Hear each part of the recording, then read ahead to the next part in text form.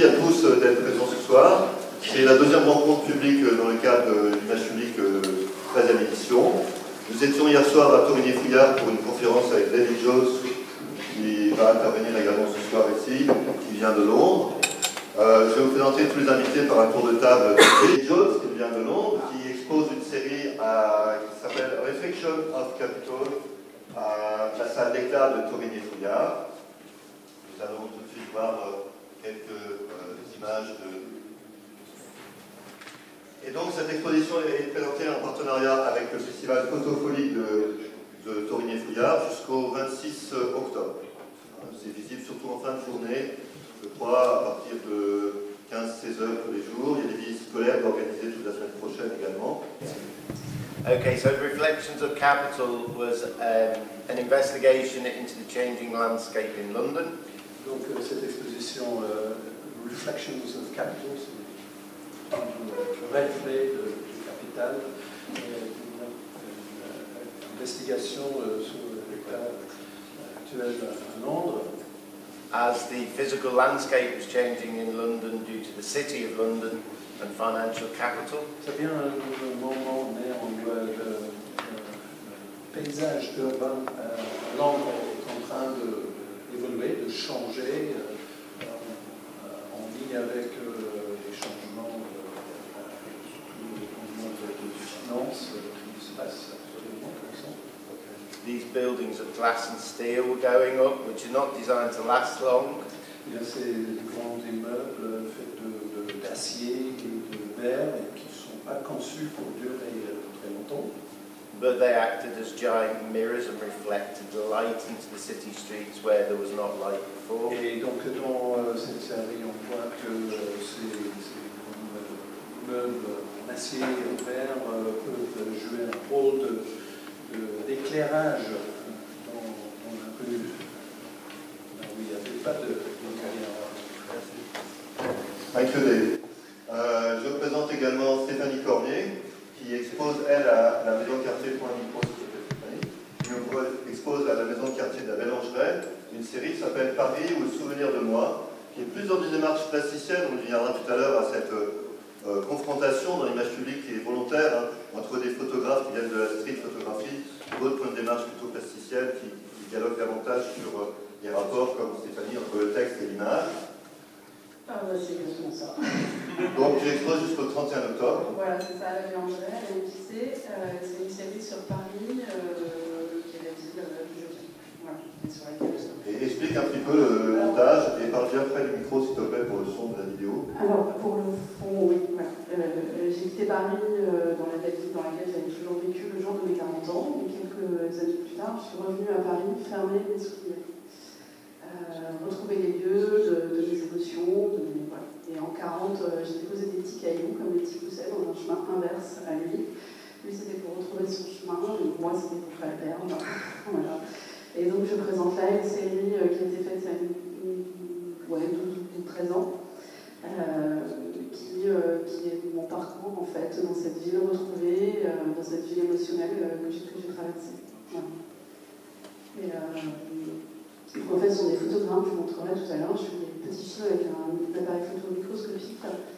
Et après, j'extrayais 6 ou 7 photogrammes de ces petits films pour donner l'impression de mouvement. Voilà. C'est au sens de la promenade. On a encore également quelques images. Nous passons également à Ali Hoz, que nous avons le plaisir d'accueillir ce soir, et qui exposera au BAM Lab à Quenay, rue Strasbourg, jusqu'au 31 octobre également, je crois. Est-ce que Ali Hoz peut nous présenter rapidement son travail également? Ben 40 yıldır fotoğraf çekiyorum. Basın fotoğrafçılığı, fotojurnalizm alanında tamamen çalıştım. Hatta buna bir adım daha politik belgesel. J'ai appris le photo pour 40 ans et le photojournaliste. İstanbul, en fait, le très célèbre photographe d'Istanbul dans la maison de photojournalisme.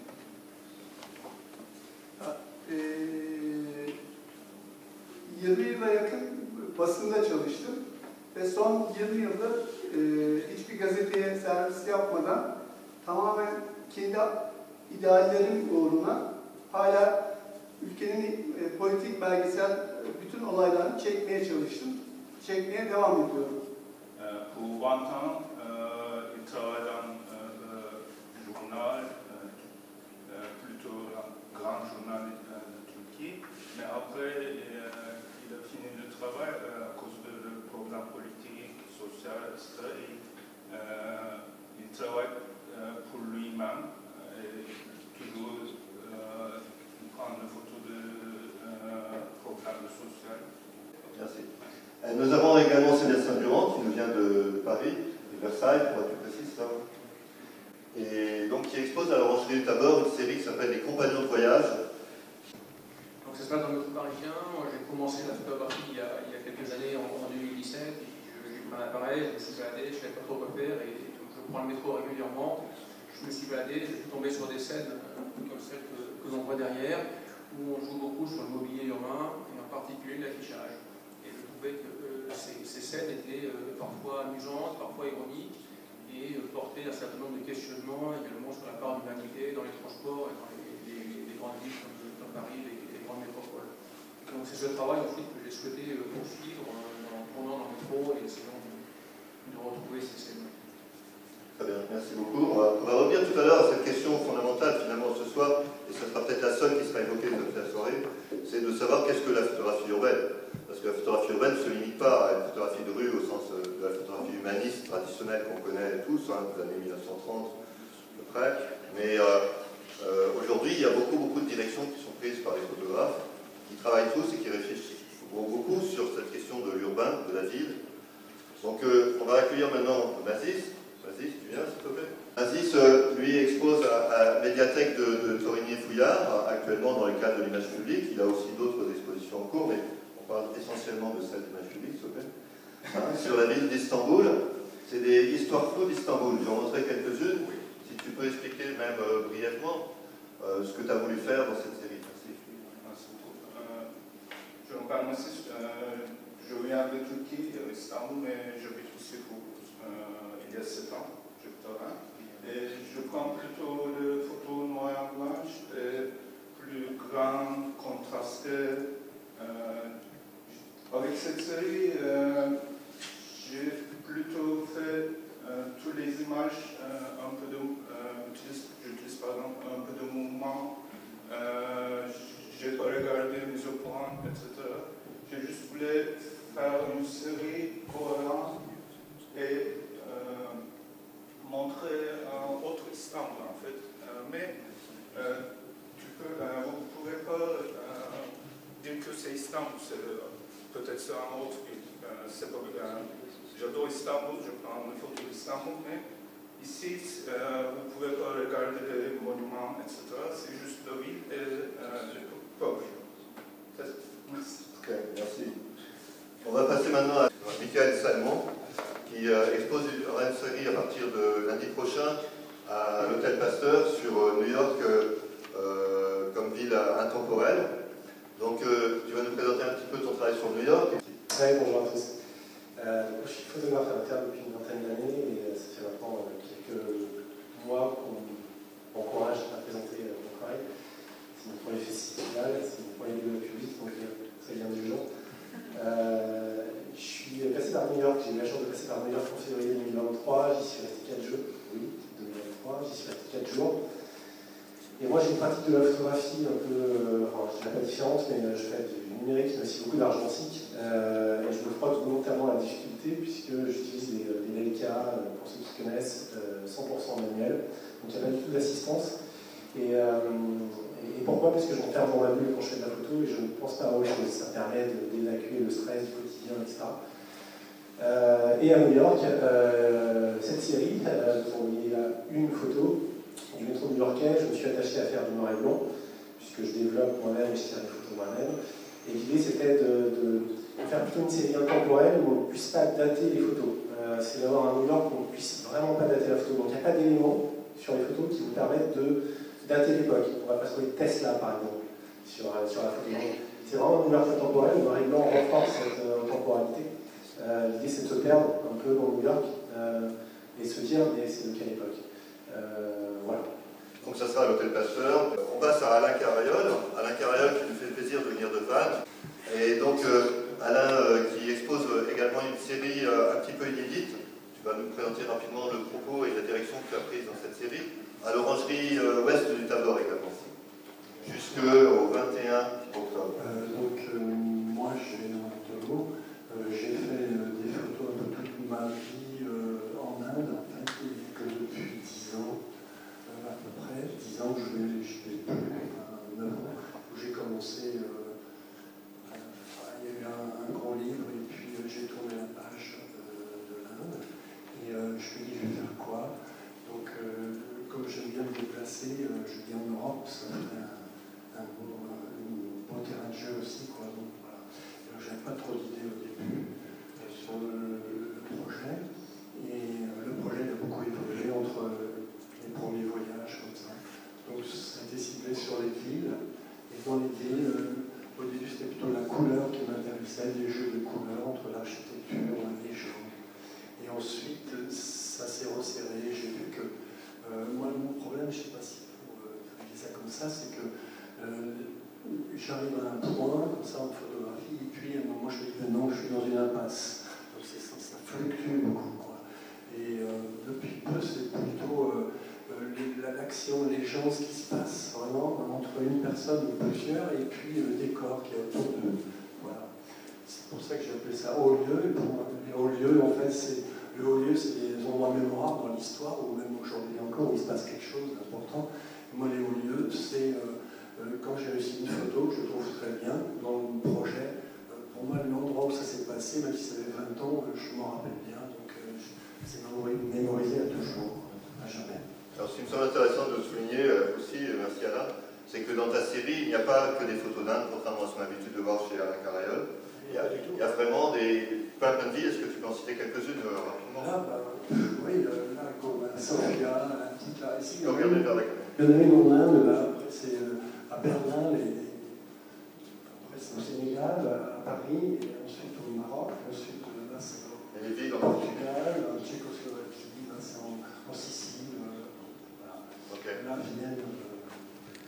Donc en fait, c'est plutôt une réflexion sur le rapport entre les personnages, leur environnement, le décor, que par exemple le traitement d'une unité géographique de lieu, comme tu as l'habitude de faire, et comme on fait souvent, même dans cette édition du festival, où on a souvent une unité géographique de lieu qui est représentée dans les séries. On passe ensuite peut-être au photographe suivant, donc Antonin Maevas, qui expose au cabinet photographique à Morpa une série qui s'appelle Rennes ma Reine. Voilà, tout à fait. Donc c'est une série de double exposition sur la ville de Rennes et sur ses habitants. Et donc moi je fais beaucoup de photos argentiques, quasiment que ça. Et ce qui me plaît c'est expérimenter, utiliser des moyens rudimentaires pour faire des images que j'espère assez jolies. Et l'idée dans cette série, c'était vraiment d'essayer de perturber les perceptions de la ville, mêler des portraits à l'architecture emblématique de la ville, donc en essayant d'aller vers les bâtiments neufs ou récents qu'il peut y avoir à Rennes.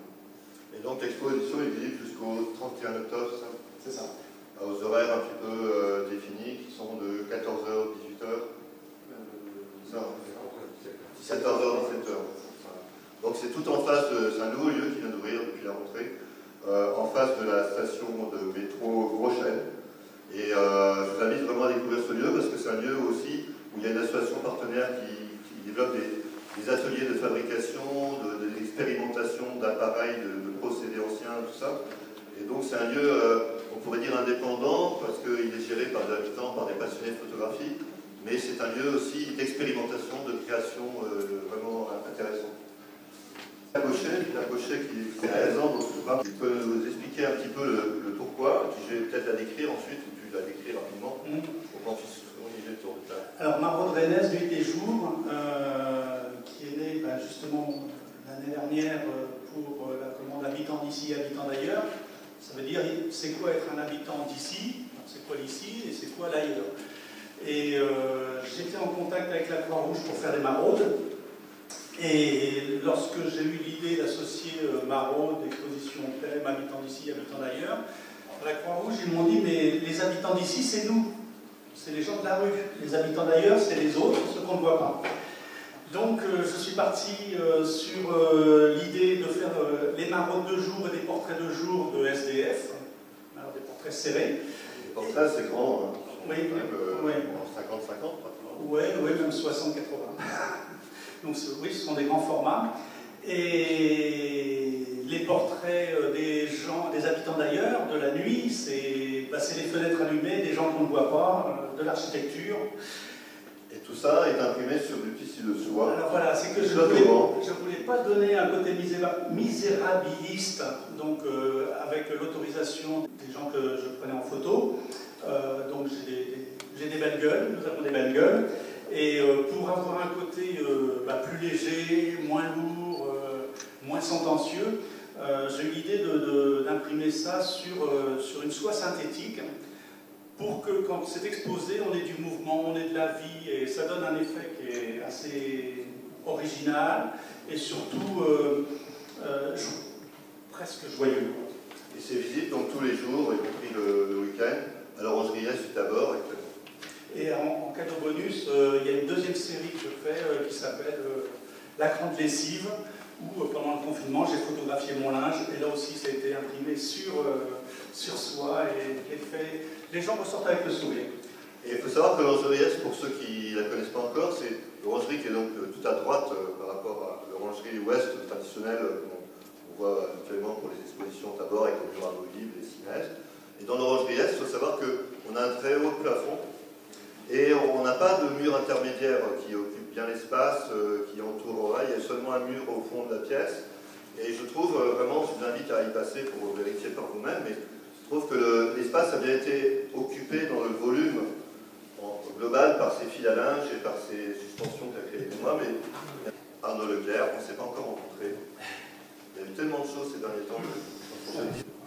Alors moi je vous propose en fait une série intitulée Chaos commun.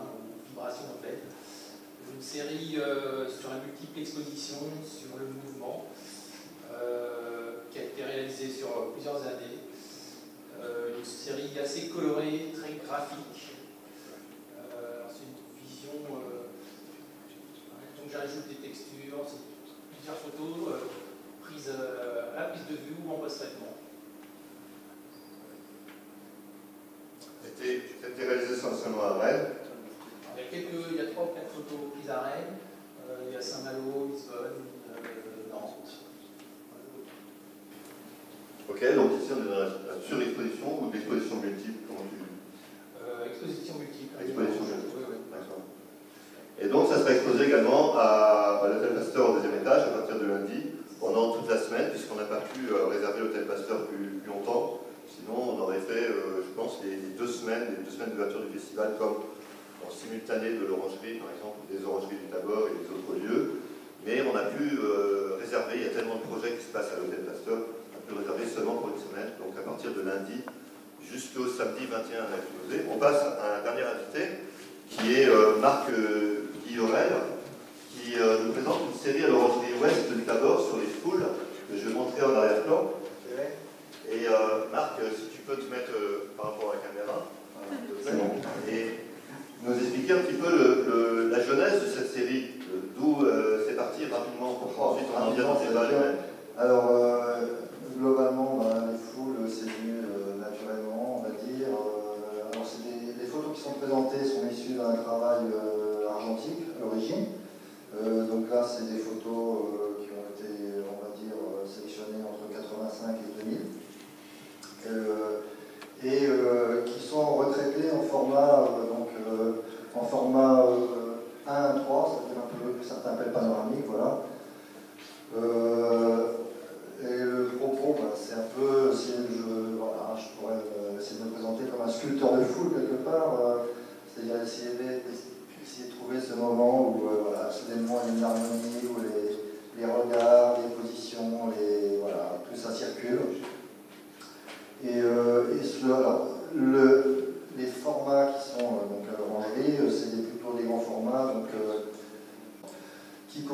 le propos ici est de, voilà, de sentir un petit peu le rapport du sujet photographe-photographe, c'est-à-dire qu'à la limite,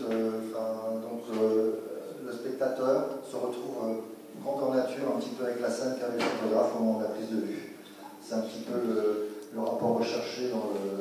Puisque ce sont des grands formats, oui, tout à fait. Voilà. Et quoi dire de plus?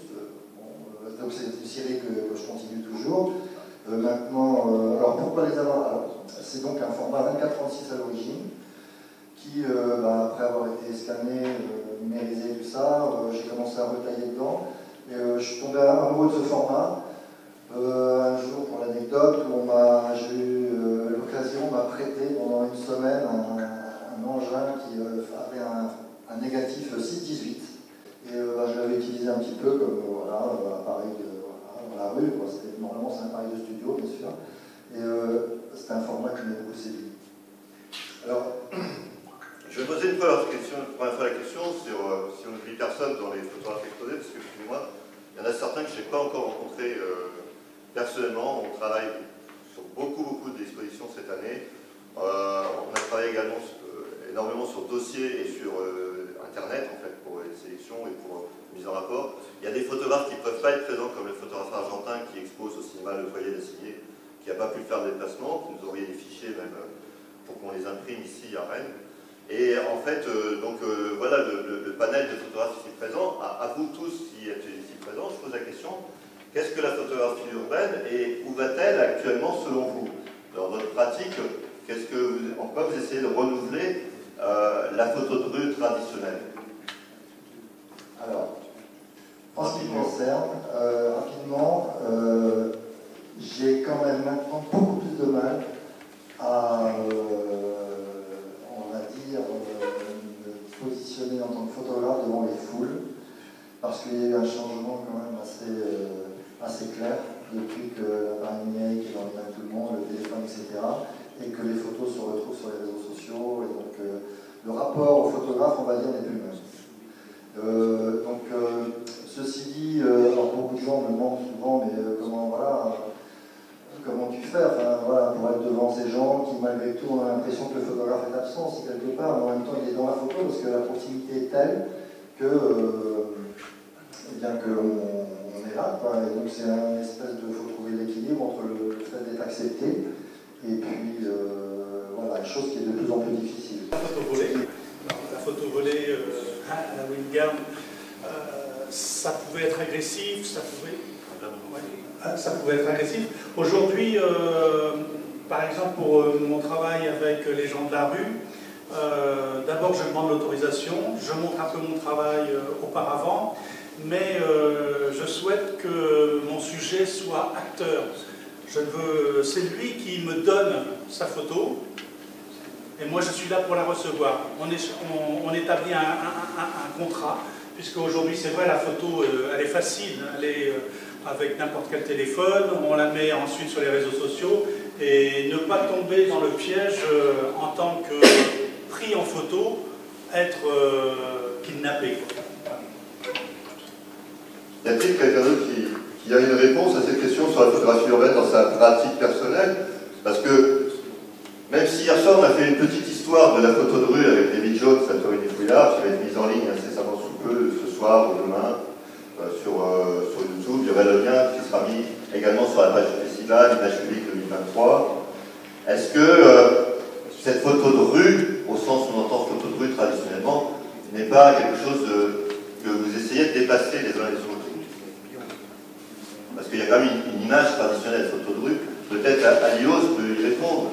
Parce que, en tant que photographe, on dirait assez expérimenté, tu as sans doute cherché ta place par rapport à d'anciens prédécesseurs qui faisaient de la photo humaniste ou de la photographie, on pourrait dire, de rue traditionnelle. Vas-y, c'est une qui traduit. Merci.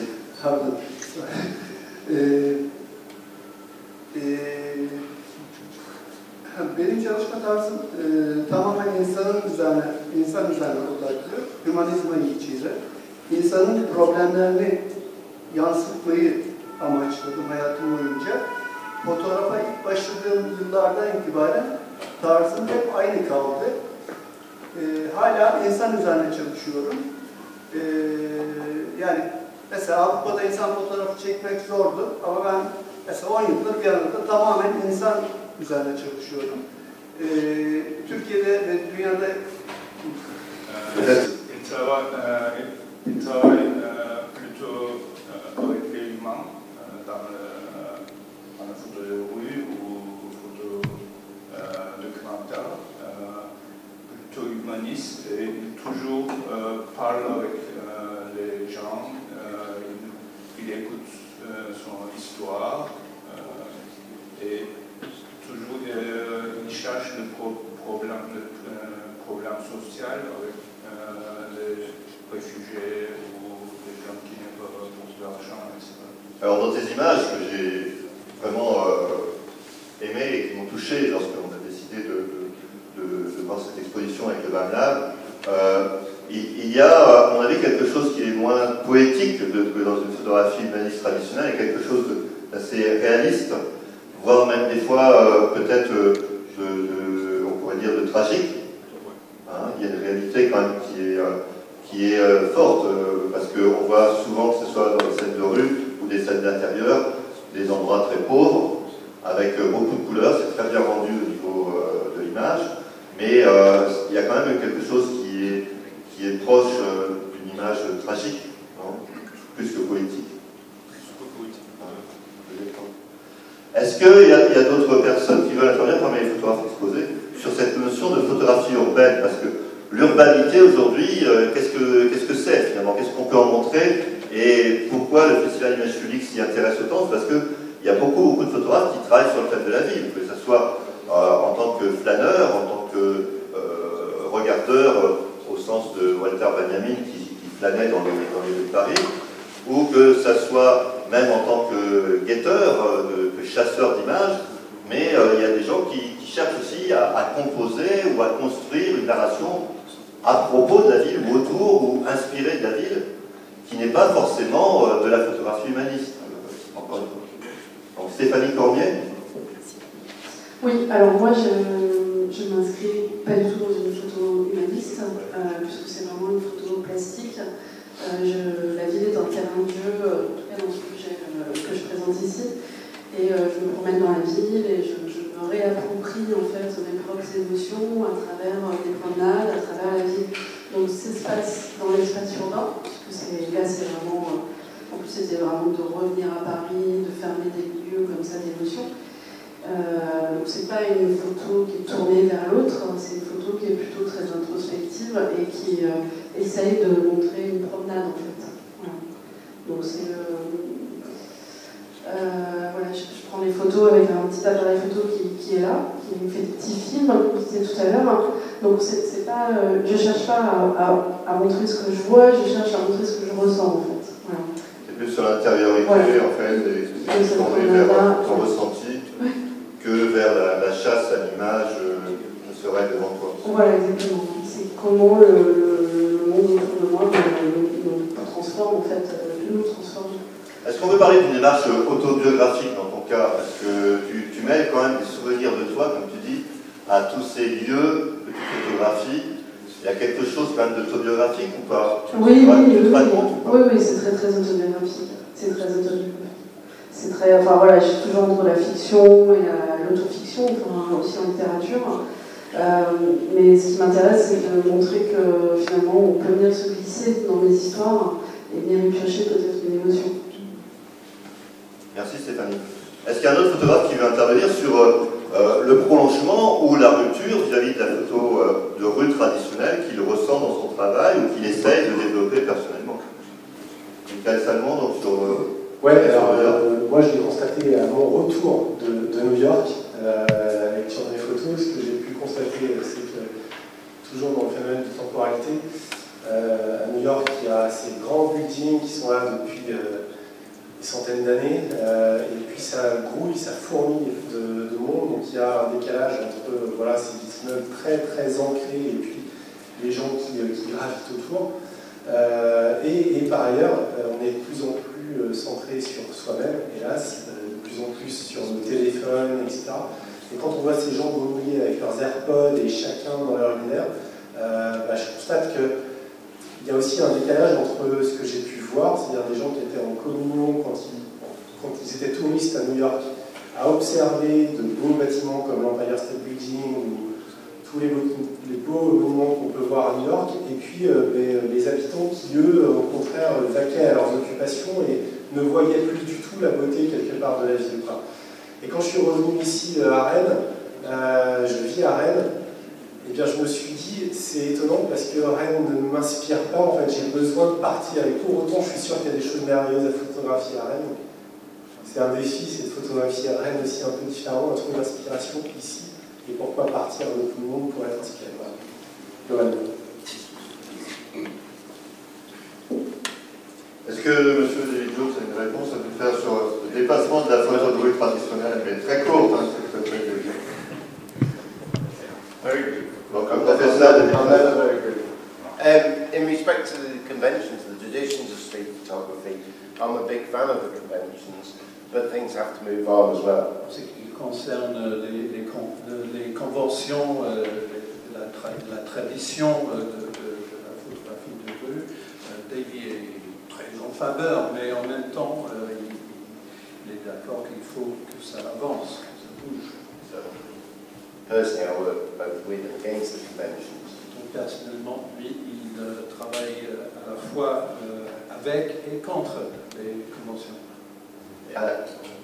And my work occupies a space that thinks about, in some ways, in a sort of philosophical sense, there are a lot of work influenced by the situationists and the idea of the psychological state of the city. C'est un travail qui considère est assez influencé par les pensées avancées par les situationnistes, notamment dans l'essai de Guy Debord, qui s'intitule La dérive et qui concerne l'état mental des gens dans le monde de ville. It was interesting to me the changing light in the city of London, for example, because there was also a very obvious feeling in the UK at the time of a rupture, a change coming, and that did. Donc cette observation du changement de la lumière et des conditions d'éclairage qu'il a observé dans les rues de Londres, ça allait bien avec le sentiment d'un gros changement qui était en train de se faire, une sorte de rupture qui se préparait et qui ensuite s'est avérée être bien le cas. But in terms of different approaches, I welcome all approaches. The more the merrier. Mais en termes de démarche, il est en faveur de toutes les démarches. Le plus qu'il y en a, le mieux c'est. Démarches, après ce que j'ai compris, moi, le travail, c'est des démarches qui sont à la fois psychologiques, s'intéressent au social ou au sociétal, et puis à l'architecture, et puis également à l'histoire de l'art. Donc il y a beaucoup de choses qui se retrouvent dans son travail. Est-ce qu'il y a un autre photographe qui souhaite intervenir sur cette question de la photographie urbaine aujourd'hui? Pour lui, qu'est-ce qu'il essaye d'apporter lui dans son travail, là aujourd'hui, qu'il nous propose lors de cette édition d'Image publique? Nazis, non? Je peux dire que photographe urbain, plutôt pour moi, photo de la ville.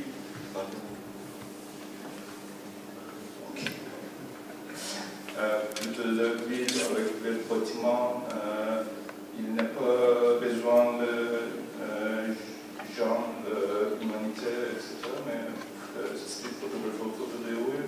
Plutôt pour moi, les connexions humaines et les urbains. Donc, il n'est pas des lignes, mais plutôt si c'est humain, c'est plutôt street photographie pour moi. C'est urbain, c'est plus. Donc la street photographie serait plus liée à l'humain, oui. Et la photographie urbaine serait beaucoup plus large au niveau des thèmes traités.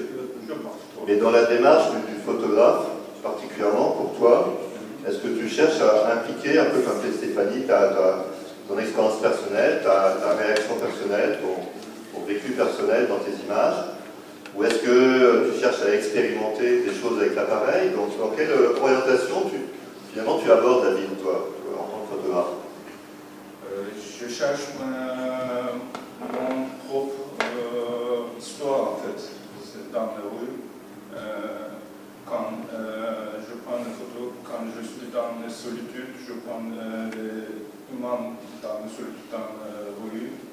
Ou c'est quoi? Quand mon mood se change, les photos se changent aussi. Plutôt c'est moi. D'accord. Ok, merci. Y a-t-il quelqu'un qui veut intervenir encore sur cette question? Antonin, allez, vas-y. Pour moi, il y a vraiment un lien entre l'architecture et les habitants. Pour moi, une ville ne se définit pas en elle-même uniquement par son architecture. Elle se définit aussi par les gens qui y vivent. Et inversement, les gens qui vivent dans une ville se définissent aussi par cette ville-là. Donc il y a vraiment un lien entre les deux, et l'un sans l'autre, je trouve, ne fonctionne pas. On parle très facilement des Rennais et de Rennes. On parle de Paris, on parle aussi des Parisiens. Mais ça, c'est vrai, quand on a la chance de voyager, on se rend compte que c'est vrai aussi dans d'autres villes dans le monde. Dans le cas de New York, il y a New York, mais il y a aussi les New-Yorkais. Et voilà, je pense qu'il y a vraiment un lien très, très fort entre ces deux choses-là. Et donc, je vais essayer aussi de transparaître dans ces échanges. Merci. Donc Sébastien Durand, quelle serait ta démarche par rapport à cette photo urbaine? Peut-être l'évolution de la démarche, moi je suis photographe très récent, donc j'ai un petit peu plus de mal d'en parler. Mais j'entends photo urbaine, photo de rue, c'est toujours un petit peu délicat d'arriver dans la terminologie. Pour moi, les choses sont quand même assez fondamentalement différentes dans la façon de faire, même si l'objectif final, c'est toujours de parler de l'humain, c'est toujours de l'humain dont on cherche à parler. Quand on parle de photo de rue, c'est régi par certains principes tout simples. Le principal, c'est la photo spontanée. Si on a une personne dans la rue ou ailleurs, on demande de vous poser et on prend la photographie, on sort du cadre de ce qu'on appelle traditionnellement la photo de rue. Alors, la photo de rue, les puristes ont parlé de photo humaniste avec la présence humaine, ainsi de suite. Mais ouais, c'est avant tout une photo dans la rue. Quand on dit dans la rue, c'est au sens très large, c'est l'espace public. Ça fait oui, c'est l'espace public dans la rue. Et aussi le quotidien. De la photo spontanée. Et cette spontanéité, cette recherche de photos de rue, on la retrouve pas forcément dans la photographie urbaine, mais dans la photographie urbaine, la finalité, je pense qu'elle est quand même la même, parce qu'on va chercher l'homme à travers son environnement, et c'est le seul environnement qui s'est construit entièrement à son image pour répondre à ses besoins, des besoins fonctionnels, besoins sociaux, économiques, esthétiques, culturels, et en lisant l'urbain, derrière, on a une lecture quand même assez fine et incisive de la société dans laquelle les jeunes vivent, quel est l'état de cette société, où est-ce qu'on va, comment ça fonctionne.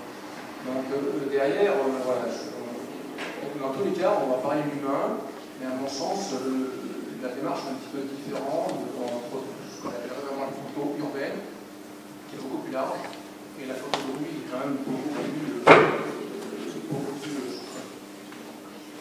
Tout à fait, c'est vrai qu'il y a une différence historiquement, mais toi tu te situes finalement de quelle manière dans la photographie urbaine, de quelle manière tu abordes la vie, toi, en tant que, comme disait Stéphanie Cormier tout à l'heure, expérience personnelle, ou il y a quelque chose quand même chez toi qui fait que tu es à l'affût des images que tu rencontres dans l'espace public? Est-ce que c'est une expression de toi qui vient de ton intériorité, ou est-ce que tu attends vraiment des circonstances? Alors il y a un petit peu des deux, je me balade, donc peut tomber sur quelque chose qui me frappe, ou au contraire, voilà, ça peut être quelque chose préparé, ou vraiment qui me tombe dessus, un petit peu à l'improviste. Ce que j'essaie, moi, de façon générale, dans les photographies, c'est de rechercher, c'est vraiment ce que la rue raconte de la société. Alors ça peut se faire avec des façons à la rue, ça peut se faire avec une photographie où il n'y a personne, enfin il n'y a pas d'humain dans la photographie, mais on comprend à travers la photo que derrière c'est une histoire humaine. Donc je fais un petit peu les deux, moi je me considère plutôt comme photographe de rue, mais je fais aussi de la photographie un peu comme la série qui est présentée ici, où il y a des photographies qui sont d'ailleurs peut-être un peu plus esthétiques, et où l'humain n'apparaît pas directement sur la photographie. Mais dans tous les cas, c'est vraiment son histoire que je cherche à raconter. J'introduis un nouveau photographe qui vient d'arriver et qui expose à la fois à l'Hôtel Pasteur à partir de lundi, et qui exposera également au Bernab la semaine suivante. Il s'agit de Mehdi Boubaker, qu'on va retrouver tout de suite avec quelques images, qui s'appelle Tag sur Tag et qui sera exposé donc à 2 reprises, d'une part une semaine à l'Hôtel Pasteur, puis une semaine, 10 jours supplémentaires au Bernab à Cluny. Merci Mehdi. Merci Paul. Merci d'être venu. Alors, Tag sur Tag, c'est une série qui a été prise en 2015 à Alger. C'était fait dans le cadre d'une résidence, dans une villa, la villa Arnifé à Alger, et où il y avait plusieurs photographes algériens, et elle a été encadrée par un photographe qui s'appelle Bruno Boudjenel. L'idée c'était de travailler autour d'une thématique qui est compter le temps, chacun comment il a abordé ce thème. Moi j'ai pensé à ces inscriptions qui m'interpellent en tant qu'artiste depuis toujours. En fait, depuis toujours, j'écrivais moi aussi sur les murs, en tant qu'artiste, en tant que street artiste. Et c'était l'occasion pour moi, à travers la photo, de capturer ces images. Bien sûr, ces images ne se font pas juste comme ça, en passant, mais l'idée de tout ce travail, c'était d'aller vers les autres, vers les gens. Par exemple, sur cette photo-là, c'est prise dans une cité qui a été construite par un architecte qui s'appelle Fernand Pouillant et qui a mal vieilli, et ça devient un lieu enclavé. Donc, ces 2 jeunes-là, c'est des dealers qui ont accepté de poser pour moi dans cette mise en scène. Parce que juste avant, 30 minutes avant, j'étais entouré par une foule d'une trentaine de personnes qui voulaient voir ce que je fais. Je n'étais pas seul, il y avait mon ami avec moi qui avait son appareil photo et sa bandoulière. On pensait que c'était des keufs, donc il voulait vers nous, il voulait savoir ce qu'on faisait. Et toutes les autres photos ont été faites durant cette démarche d'aller. Bien sûr, j'avais déjà des idées de ce que je vais prendre en photo, mais pas forcément un résultat final. Donc c'est aussi fait, comme dans ce cas-là, à travers une discussion avec ces 2 jeunes-là, qui eux-mêmes ont voulu poser. D'ailleurs, ils ont exhibé leur marchandise, que je ne voulais pas prendre, ce n'est pas le but. Ici, c'est des personnes aussi qui étaient dans un quartier populaire, en train de discuter. Alors, je tiens à souligner que, comme c'est le cas de plus en plus souvent, et comme on va essayer de le développer par le futur, si on a les moyens de le faire, qu'on veut mettre en relation cette réflexion, cette présentation d'images et d'expositions, ou encore, je vous invite à vous rendre, parce que c'est quand même mieux de voir des images accrochées au mur que sur un téléphone. Aujourd'hui, les images sont faites pour être exposées, pour être vues, exposées sur le mur, sur un tirage papier, quand même. Il ne faut pas l'oublier, on a tendance à l'oublier, à force de voir des images sur l'écran. Mais je voudrais dire qu'on a tendance à vouloir, dans l'image publique, prolonger ce temps d'exposition et de présentation de photographie, de tirage photographique, par des conférences. Hier soir, on a fait une conférence avec le professeur David Jones, encore ici présent, et qui est là jusqu'à la fin de la semaine avec nous à Rennes. Et puis, on va accueillir à l'Hôtel Pasteur, samedi 21, une collègue, on pourrait dire, c'est une professeure de Marseille, qui prépare son doctorat sur la dans le domaine de l'art maghrébin exporté en Europe, plus particulièrement l'art algérien. Donc elle vient, Basma Chagami, parler de ma série et échanger autour de cette série, et aussi des tags, des inscriptions qu'on trouve sur les murs. Voilà, les tags, elle m'a dit que ce qui l'intéressait, c'était réfléchir sur l'expression urbaine qu'on pouvait trouver sur les murs, comme s'il y avait une parole de personnes qui venaient, et que c'était les murs qui prenaient la parole finalement. Exactement. C'est parce que ce genre d'expression, c'est tout simplement une forme de manifestation, d'expression que les gens trouvent plus facilement à dire et à faire, contrairement sur d'autres moyens. Donc c'est important de leur donner une voix à travers ces photos et discuter pour bien comprendre ce qui est autour, ce qui se fait, donc la vie qui est autour. Voilà. Merci Mehdi. Alors, je ne sais pas, est-ce que dans le public, maintenant, on va passer à la deuxième partie de ce débat, est-ce que dans le public, il y aurait des interventions, ça peut être des questions, ça peut être des réactions, ça peut être des questionnements que vous faites, vous, autour de cette question de la ville, de comment photographier la ville, quelle ville, et puis comment la mettre en image, comment réfléchir sur la ville aussi, parce que la photographie n'est pas simplement une représentation de l'existant, une manière de réfléchir et de finalement digérer aussi cette image, qui passe par nos canaux mentaux et par nos vibrations intérieures, pour ressortir sous la forme d'une expression plus ou moins revendiquée comme artistique, parce qu'il y a des photographes qui se revendiquent plus comme documentaires, mais en tout cas une photographie construite, qui n'est pas simplement une imitation ou une reproduction à l'identique de la réalité. Est-ce que dans le public, il y aurait des gens qui voudraient intervenir ou interpeller tel ou tel photographe ici présent ce soir, puisque on a la chance quand même d'avoir une bonne partie des photographes exposés ici ce soir. N'hésitez pas, je fais circuler un micro. Est-ce que ça marche? Oui, ça marche, bonsoir. Moi, c'était une question qui s'adresse à tous les photographes et tous les photographes. Je me questionnais, en fait, effectivement, il y a une représentation de l'espace public et les expositions sont en intérieur. Et donc, je me questionnais sur aussi si vous avez réfléchi à des dispositifs extérieurs en termes d'exposition, si ça a déjà été fruit de vos réflexions. Ouais. Alors, je peux répondre déjà en tant qu'organisateur de l'image publique. Je ne suis pas le seul à organiser l'image publique, mais historiquement, on a déjà réfléchi dans le passé avec l'équipe d'organisation au sein de Photo à l'Ouest, au sein aussi des autres associations qui sont associées cette année, sur la possibilité à Rennes même, ou dans la métropole, d'installer des expositions en extérieur. Il faut savoir d'une part qu'en extérieur, ça demande des tirages de plus grande taille, donc des supports de fonction différents, des bâches, des structures d'accrochage spécifiques pour les bâches, soit des poteaux, soit des accroches murales, des choses spécifiques, des tendeurs pour prendre ces bâches, des choses comme ça. D'une part, donc, il y a un aspect financier. Et puis, il y a aussi un aspect d'autorisation. C'est-à-dire qu'il y a des parties de la ville, notamment la ville de Rennes, où il n'est pas possible de mettre des choses dans l'espace public. Il y a quand même des street artistes sur la ville de Rennes qui occupent des espaces libres, notamment avec des graphes, notamment avec des peintures murales.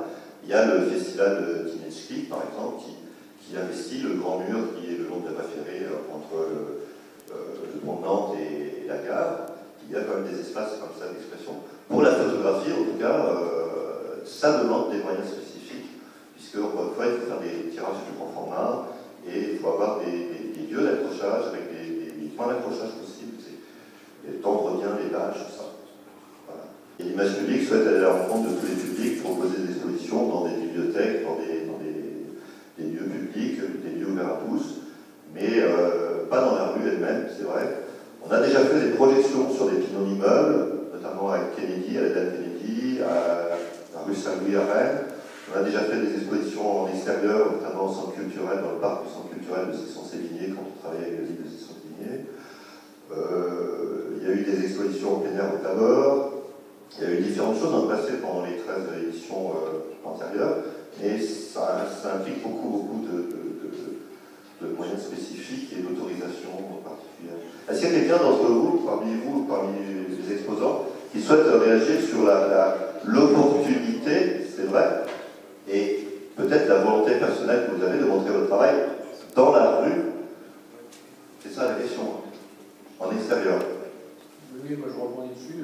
Je suis effectivement extrêmement favorable à la fois en tant que photographe, parce que j'ai le désir d'aller dans des espaces publics pour que la photographie soit accessible à tous, dans un cas de façon simple, et y compris aux personnes qui ne sont pas spontanément attirées par la photographie, mais qui doivent arriver dans un lieu avec des expositions l'exposition et qui vont s'arrêter et peut-être découvrir des choses qu'ils ne seraient pas allés voir parce que c'est une galerie, parce que c'est une salle d'expo, ainsi de suite. Donc en tant que photographe, j'ai vraiment ce désir d'aller occuper l'espace, pas que en intérieur, parce que c'est quelque chose qui me tente.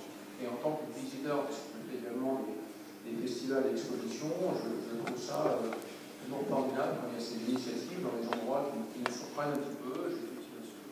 En Bretagne, il y a des communes qui font ça, par exemple, sur le littoral, sur les chemins de randonnée, qui font ça sur les centres-villes.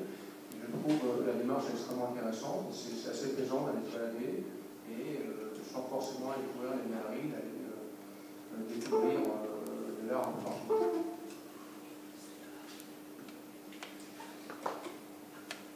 Réponse de Pierre Gaucher. Oui. Moi, je voudrais apporter mon témoignage sur la joie que j'ai à exposer dans les serres à l'Orangerie Est. C'est la deuxième fois. Et je m'aperçois que j'ai beaucoup de passages de gens qui circulent dans le jardin.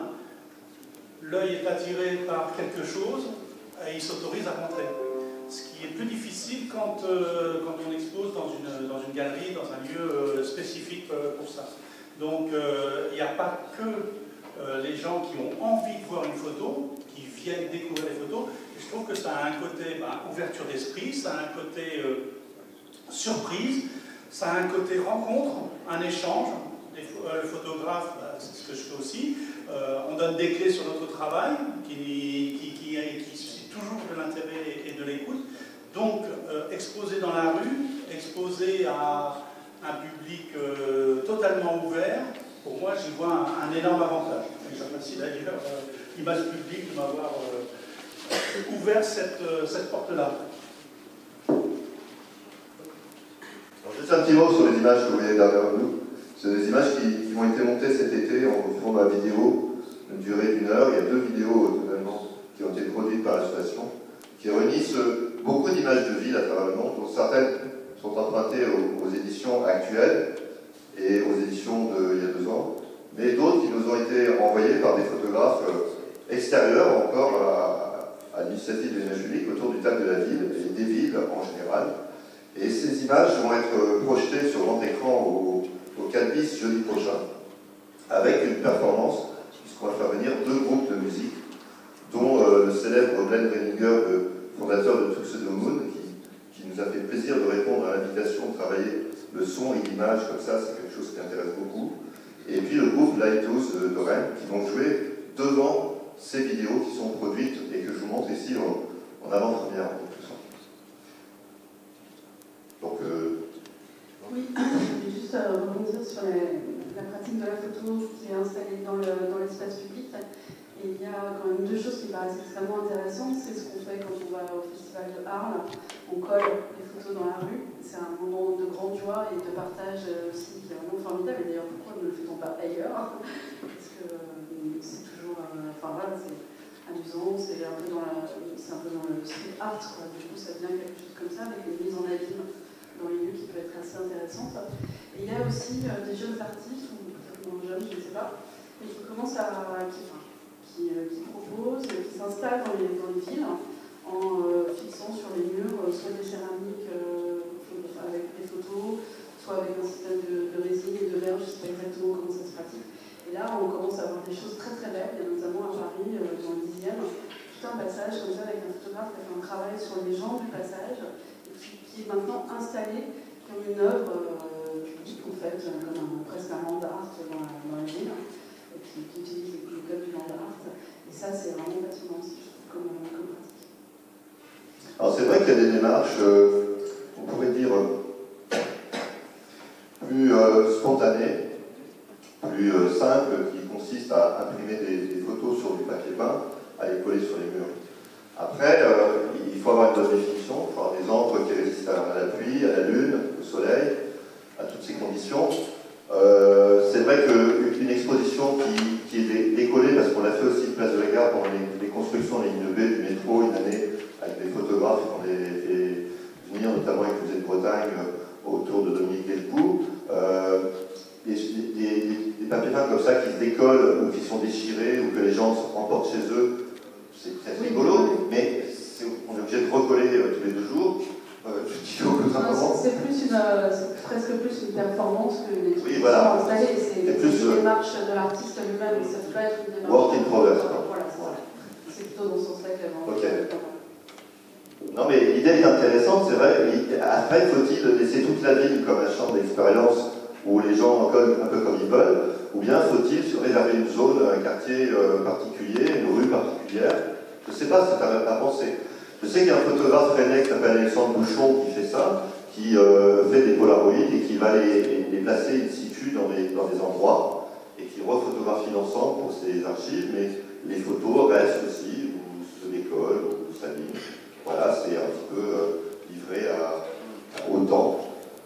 Je salue également, puisque j'ai un peu le temps, vraiment personne de réaction, de questions, je salue également nos partenaires. Hein. Donc, il faut savoir qu'il y a d'abord 8 associations qui se sont réunies cette année pour faire des élections et pour présenter 23 expositions dans 16 lieux de la métropole.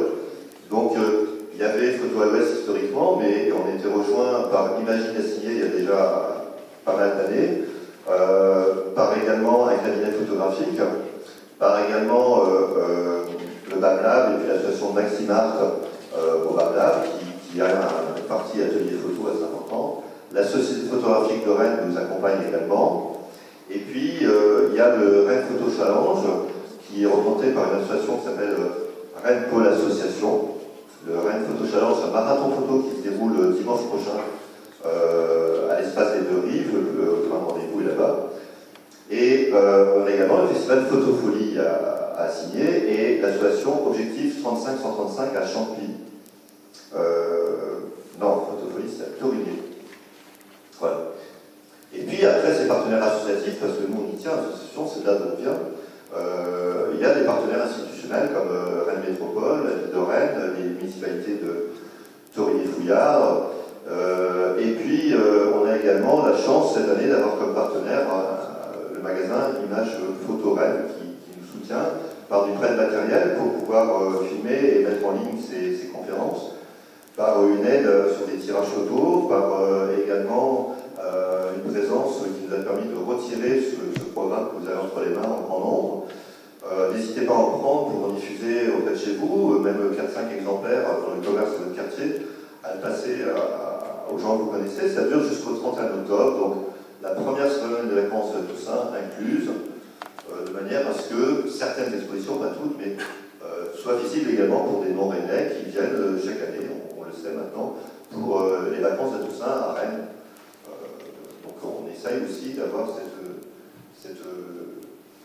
disponibilité pour un public extra-rennais. Je ne suis pas un spécialiste de la photographie et tout, mais moi je fais de la photographie, mais c'est pas humaniste, tout ça, ça m'a. Je trouve que le monde de la photographie, c'est une époque, ça fait 40 ans, 50 ans, ils ont suivi les gens américains. Voilà, et maintenant, moi je fais des photos des chambres, des décors, des choses comme ça, mais c'est pas non plus le social. Je comprends que j'ai l'impression qu'il y a presque autant de photographes que de photographes en fait. Moi j'ai évolué un petit peu dedans, comme je l'ai dit tout à l'heure.